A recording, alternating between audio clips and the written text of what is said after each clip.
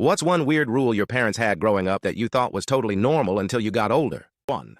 Our kitchen used to close at 9 p.m. 2. No one was allowed in or out of the house on New Year's Day until my red-headed uncle came to visit.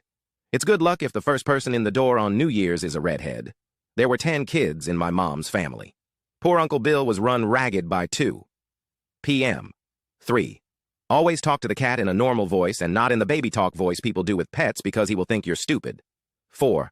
No closed doors to bedrooms and bathrooms, even if you were sleeping, taking a shower, or taking a dump. I can't poop in a public restroom because though I know this will never happen, I'm somehow afraid of someone getting mad at me for closing the stall door.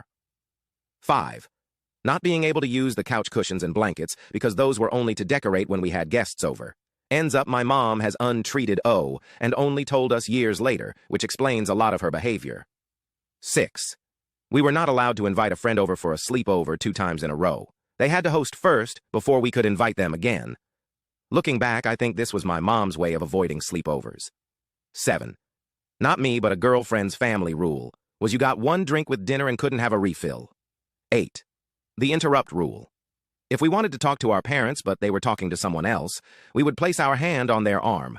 They would acknowledge it by placing their hand on ours, and then we would keep our hands there until they turned to ask us what we needed. I did it to a teacher, and I'll never forget how confused and frankly a little freaked out she looked, seeing a child just touching her arm and staring at her while she was talking to another teacher. 9. We weren't allowed to sleep late, even on weekends. It was awful. 10. I had to share any food I brought home, even if purchased with my own money.